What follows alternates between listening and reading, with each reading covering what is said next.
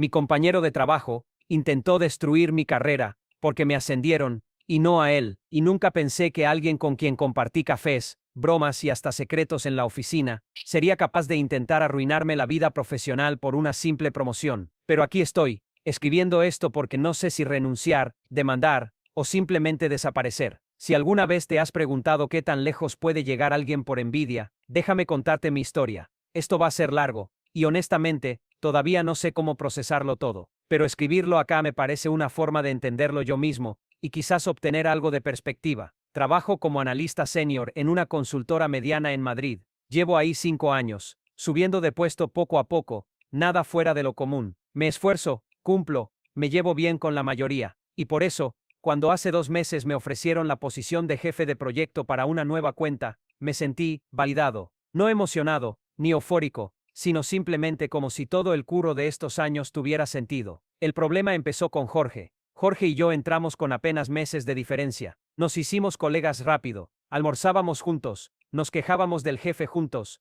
nos pasábamos memes en horas muertas, incluso llegamos a salir con otros compañeros alguna vez a tomar algo. No éramos mejores amigos, pero había una confianza natural, o eso creía yo. Cuando se anunció mi ascenso, noté que Jorge no me felicitó. Pensé que igual estaba liado o no le habían dicho. Pero pasaron los días, y nada. En su lugar empecé a notar miradas raras, comentarios pasivo-agresivos, tipo, joder, ¿cómo se nota que ahora hay favoritismos?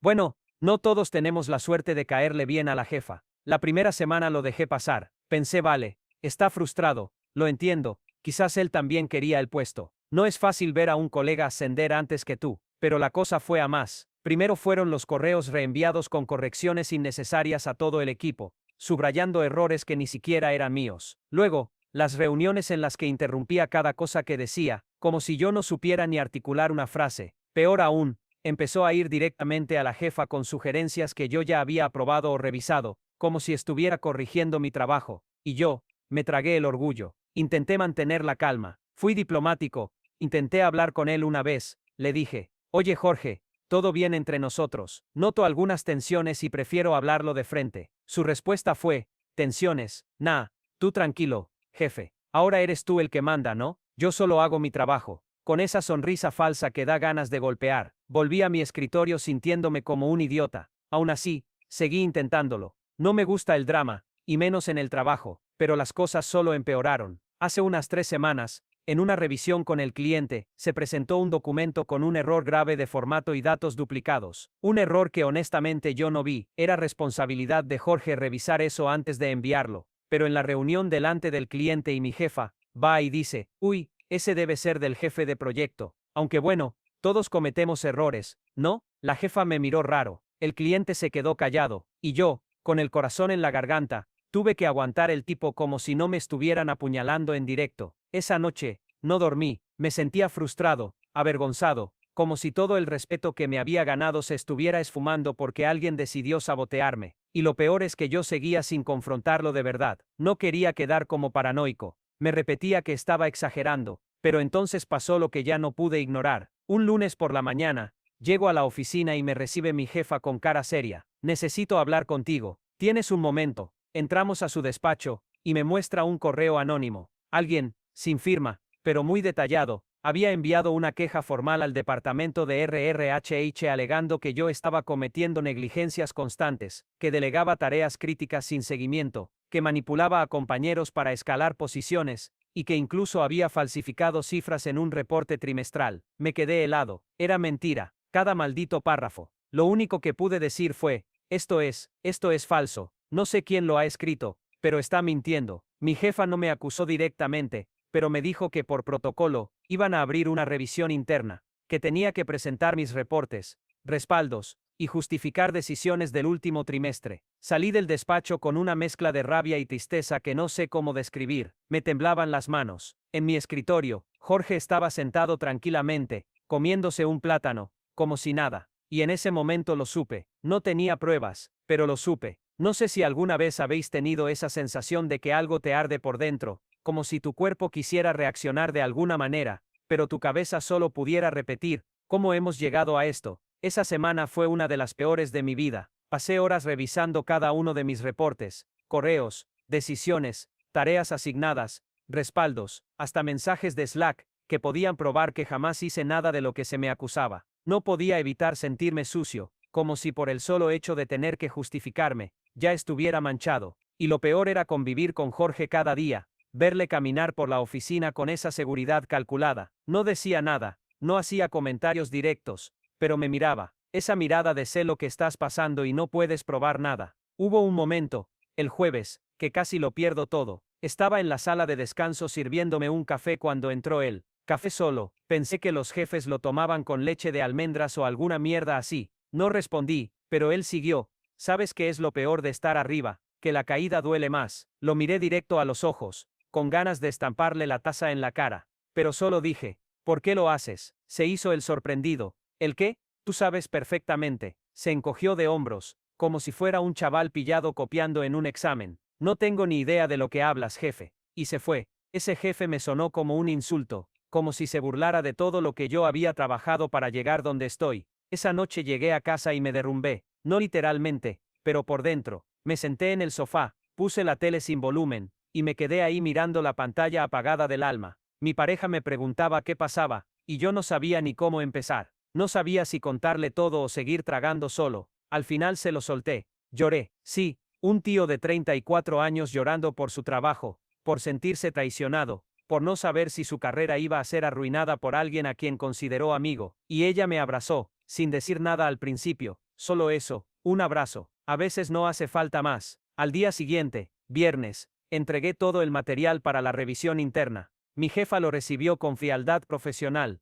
No me acusaba, pero tampoco me defendía. Me dijo que necesitaban unos días para analizar todo. Yo ya no podía pensar en nada. Empecé a trabajar con miedo. Cada vez que llegaba un correo nuevo, sentía un microinfarto. Cada vez que alguien me llamaba por mi nombre, pensaba, ¿ahora qué? Pero en medio de todo eso algo cambió. Una compañera del equipo, Laura, una chica muy observadora y bastante discreta, me pidió hablar a solas. Fuimos a la terraza y me dijo, no sé si debería contarte esto, pero creo que Jorge está jugando sucio. Mi estómago dio un vuelco. Le pedí que me explicara. Me dijo que había visto cómo Jorge hablaba con otro compañero, Alex, diciéndole que si caía yo, él tenía chances reales de quedarse con el proyecto, que había rumores de que alguien estaba filtrando información interna para desprestigiarme, que Jorge había estado muy metido en los informes ajenos, revisando cosas que no le tocaban. Era solo una sospecha, nada concreto, pero fue la primera vez que alguien externo a mí confirmaba lo que ya sabía por dentro.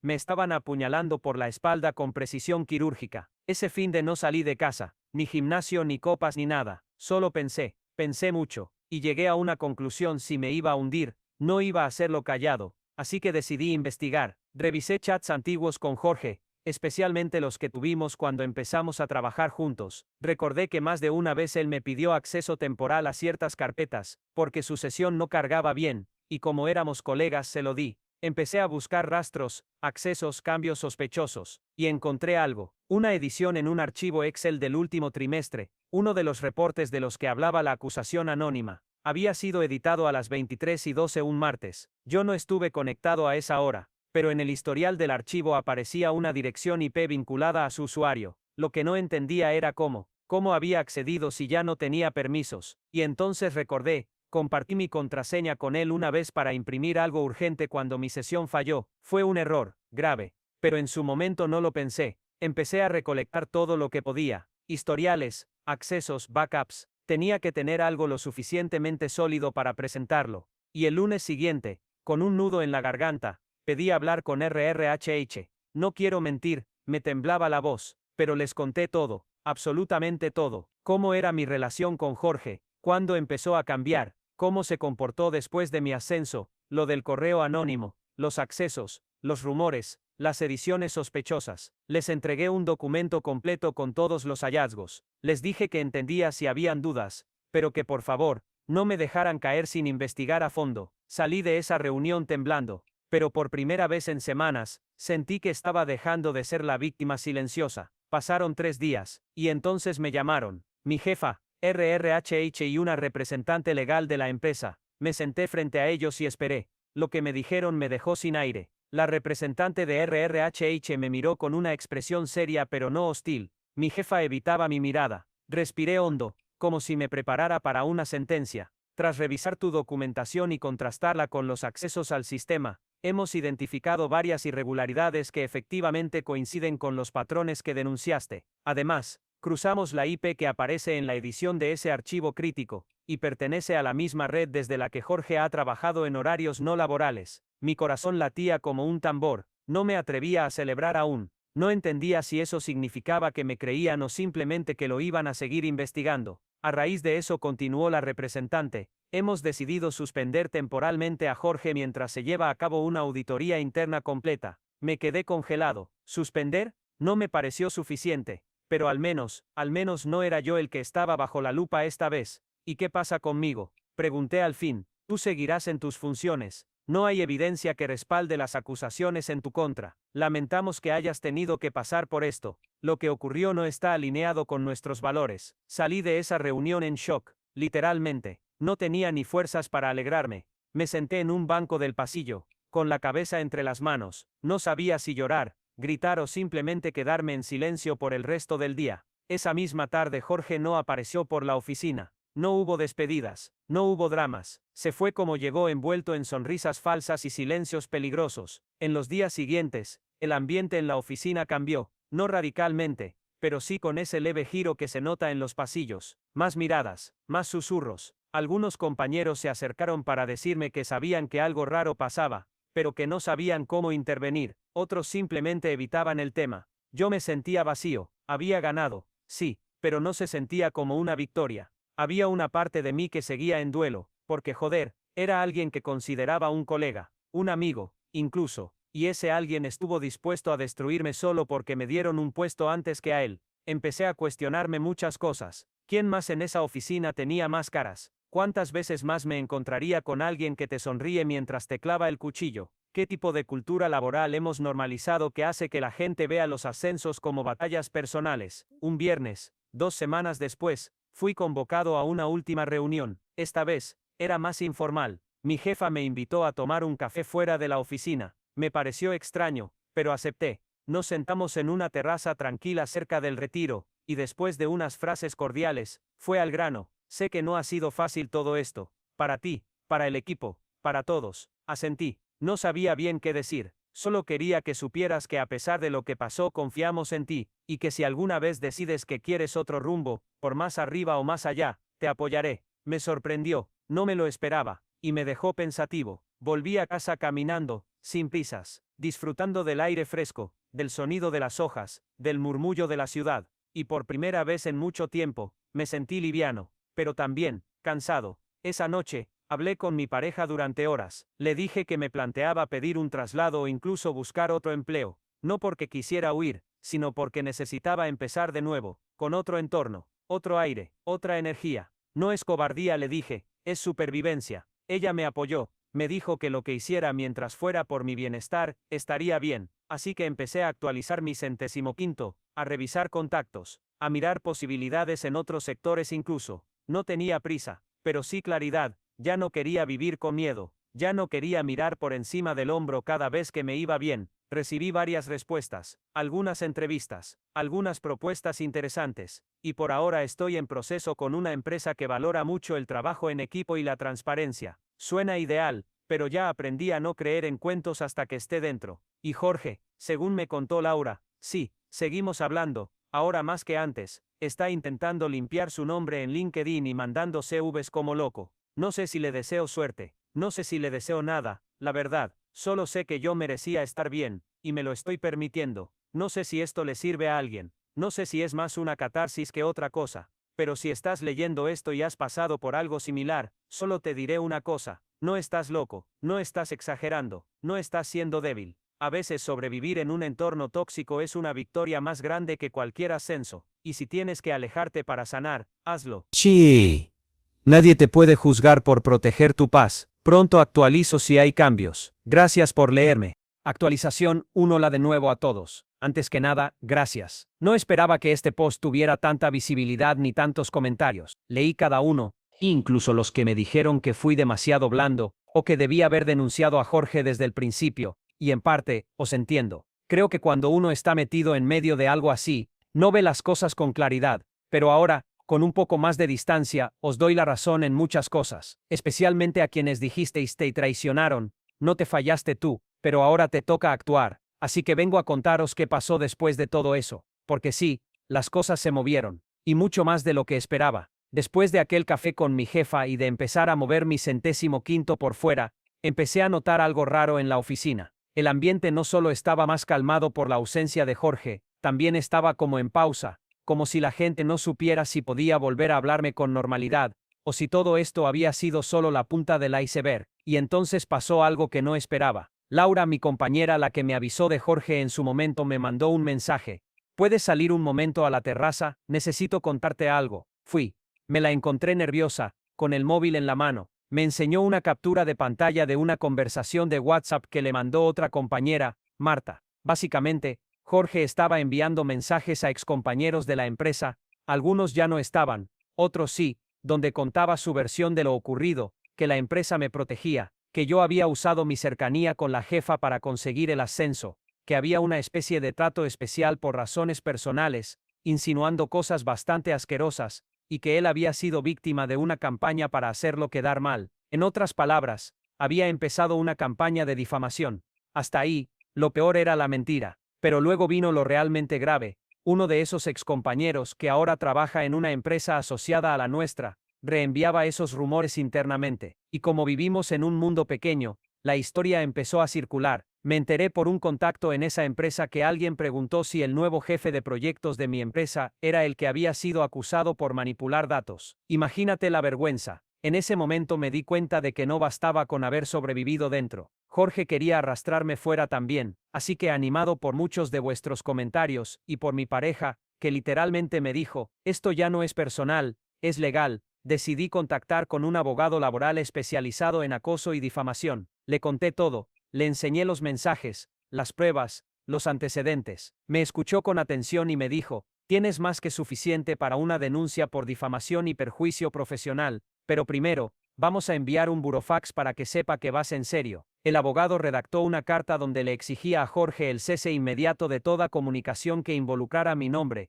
una retractación formal y el compromiso de no difundir más información falsa, bajo amenaza de acciones legales. El burofax se envió. 2 días después, Jorge me escribió un correo escueto. No entiendo a qué viene esta amenaza. No he hecho nada malo. Me estás acosando ahora tú. Mi abogado solo sonrió y me dijo, perfecto, más material. Hasta ahí pensé que lo peor había pasado, pero me equivoqué, porque RRHH me volvió a llamar, y esta vez, no era solo sobre Jorge. Resulta que durante la auditoría, encontraron más de un correo interno donde otros compañeros hacían comentarios fuera de lugar sobre mi ascenso. No al nivel de Jorge, pero sí en esa línea sutil del no sé cómo lo eligieron a él, o seguro que tuvo ayuda. Uno de ellos, por cierto, era Alex. Sí, el mismo al que Jorge le decía que tenía chances de quedarse con el proyecto si yo caía. RRHH me pidió si quería incluir eso en una denuncia interna más formal. Una parte de mí quería decir que sí, ir a por todos, pero otra parte, se sentía ya agotada, así que dije que no, pero que sí quería dejar constancia de lo que había pasado, para que no volvieran a mirar para otro lado si algo así pasaba con otro compañero en el futuro. Y entonces hice algo que nunca pensé que haría: pedí el traslado formal a otra unidad dentro de la empresa, en otra ciudad. Me ofrecieron una posición en la sede de Valencia, menos estrés, ambiente más relajado, y aún mejor, una oportunidad para trabajar en una línea de proyectos más creativa, algo que llevaba tiempo deseando. Mi pareja, bendita paciencia la suya, estuvo completamente de acuerdo. Ella puede trabajar remoto, así que empezamos a preparar la mudanza. Esta semana es mi último día en la oficina de Madrid. Hoy, para mi sorpresa, algunos compañeros me organizaron una pequeña despedida. No fue una gran cosa, pero fue sincera. Incluso Laura, visiblemente emocionada, me dio un abrazo y me dijo, espero que en Valencia no te encuentres con ningún Jorge. Le respondí con media sonrisa, y si me lo encuentro, esta vez ya sé cómo actuar. Estoy escribiendo esto desde mi nuevo piso en Valencia. Todavía hay cajas por todas partes, y mi pareja y yo llevamos 2 días comiendo en el suelo con platos de cartón, pero ¿sabéis qué? No me importa en absoluto, porque por primera vez en meses, respiro sin esa presión en el pecho, sin esa maldita sensación de que algo o alguien me está acechando por la espalda. La oficina aquí es otra historia, no perfecta, claro, ningún sitio lo es, pero el ambiente es completamente distinto. La gente trabaja bien, pero sin esa competitividad sucia que viví en Madrid. Mi nuevo jefe, llamémosle Tony, me recibió con un apretón de manos firme y una frase que todavía me da vueltas. Aquí nos importa más el cómo que el qué. Puedes ser brillante, pero si jodes al equipo no vales. Me dieron una semana para adaptarme, conocer los flujos, observar, y esa misma semana, me invitaron a una comida informal con el equipo, no para hablar de KPIs, ni de entregables, sino para conocerme. Eso por sí solo, ya fue un shock para mí. Lo que más me sorprendió fue que me sentí útil desde el día 1. En lugar de tener que justificar mi existencia, me preguntaban cómo podía ayudarles, qué herramientas usaba en Madrid, cómo podíamos mejorar procesos juntos. Fue raro al principio, casi me sentía como un perro rescatado de la calle al que por primera vez le dan comida sin pedirle nada. Pero no todo fueron flores. A los pocos días de llegar, recibí un mensaje por LinkedIn, de Jorge. Sí, Jorge. Otra vez, el mensaje decía: no sé qué esperas lograr con todo esto, me dejaste sin trabajo, ya te saliste con la tuya, ahora también quieres arruinarme en todos lados. Ni siquiera le contesté, lo bloqueé al instante, le pasé captura al abogado, que ya está preparando una posible ampliación de denuncias si sigue con ese comportamiento. Pero me jodió, no os voy a mentir, me jodió porque incluso ahora, lejos, empezando de nuevo, el tipo todavía intentaba colarse en mi cabeza, como una sombra que se niega a morirse. Ahí fue cuando me di cuenta de algo que muchos en los comentarios me habían dicho, pero que yo aún no había procesado del todo: esto no va solo de trabajo, va de trauma, de sanarte tú, así que decidí empezar terapia. Fue una de las mejores decisiones que he tomado en mi vida. No fue fácil al principio, me costó verbalizar lo que sentía, siempre he sido de los que lidian con las cosas hacia adentro, aguantando, minimizando, diciendo va, ya pasará, pero no pasó, y lo llevaba arrastrando como una piedra en el pecho. En terapia, por primera vez dije en voz alta: me sentí traicionado, me sentí débil, me dio vergüenza no saber defenderme antes. La psicóloga me miró con calma y me dijo: la vergüenza no es tuya, es del que traiciona. Y boom, algo hizo clic. Empecé a entender que todo lo que viví no era solo una serie de eventos laborales, era un proceso de destrucción de confianza, de identidad profesional, incluso personal, porque cuando alguien te hace dudar de tu valor, de tu ética, de tu talento, no es solo tu puesto lo que está en juego, es tu autoestima. Por suerte, aquí en Valencia todo eso ha empezado a sanar. He conocido compañeros de verdad, de esos que no te sonríen por cortesía, sino porque realmente quieren trabajar contigo. Y mi pareja, ¿qué os puedo decir?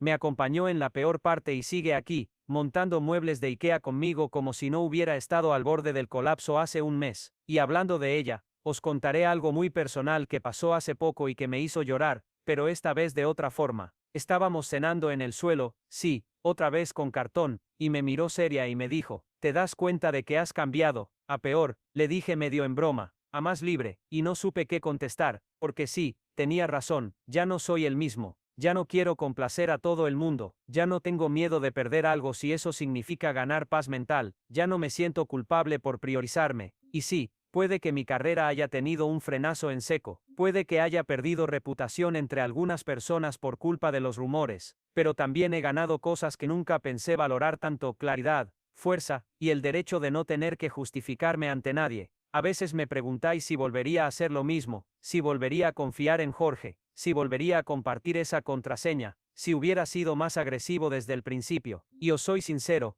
no lo sé. Aprendí a no vivir en el y sí, aprendí a mirar hacia adelante. Pero si pudiera hablar con mi yo de hace 6 meses, le diría: no te estás volviendo loco, no estás exagerando, escucha tu intuición, y sal de ahí antes de que te aplaste. Gracias de verdad a todos los que me habéis escrito, apoyado, criticado incluso. Cada palabra me ayudó a ordenar este caos. Y si alguien allá afuera está pasando por algo parecido, sal de ahí, no esperes a que todo explote. Tu paz vale más que cualquier nómina. Puede que haga una última actualización más adelante, si pasa algo importante con la denuncia, o si Jorge intenta otra jugada, pero por ahora, toca vivir. Hasta pronto Reddit. Actualización final. Hola Reddit. Última actualización, lo prometo, he tardado un poco en volver por aquí porque honestamente necesitaba tiempo para digerir lo que pasó. Y sí, pasó algo más. Vamos por partes. Hace unas semanas recibí un correo del despacho de mi abogado, lo abrí sin muchas expectativas, pensando que sería alguna actualización burocrática, pero lo que leí me dejó helado. Jorge había firmado un acuerdo extrajudicial. ¿Qué significa esto? que tras recibir el último aviso de mi abogado, recordad que lo había bloqueado, pero él intentó contactarme incluso por Instagram después, Jorge accedió a firmar un compromiso formal para cesar cualquier comunicación directa o indirecta sobre mi persona, tanto en entornos personales como profesionales. Además, tuvo que emitir una declaración escrita, firmada por él y su abogado, reconociendo que había difundido información falsa y que no tenía pruebas de ninguna de sus acusaciones. No es público, no es algo que aparecerá en prensa ni nada por el estilo, pero para mí fue suficiente, no porque me importara vengarme, sino porque necesitaba que se acabara, de forma real, legal, con consecuencias. Esa noche no dormí, no por ansiedad, ni por miedo, dormí poco porque lloré de alivio, de rabia acumulada, de todo lo que no había podido soltar en su momento. Me abracé a mi pareja y solo le dije, se acabó, y se sintió como cerrar un capítulo gigantesco de mi vida. Unas semanas después, en la oficina de Valencia me hicieron fijo, me ofrecieron un contrato indefinido después de solo 3 meses. Tony, mi jefe, me dijo algo que me marcó, tienes algo que no mucha gente tiene: resiliencia. No solo sobreviviste a una situación injusta, sino que sigues sumando sin perder la pasión por lo que haces. Volví a casa con una mezcla de orgullo y humildad que me cuesta explicar, porque durante mucho tiempo sentí que todo lo que me había pasado me había roto, pero ahora veo que no me rompió, me transformó. Y lo más importante, ya no tengo miedo de hablar, de poner límites, de decir esto no está bien, incluso si incomoda. No tengo miedo de alejarme de quien no me respeta, no tengo miedo de empezar de cero, ni de perder un puesto si eso significa conservar mi salud mental. Reddit, me habéis acompañado en uno de los momentos más difíciles de mi vida, aunque no os conozca. Recibí cientos de mensajes, algunos públicos, otros por privado, contándome historias similares, dándome consejos, o simplemente diciéndome te creo. Eso significó más de lo que podéis imaginar,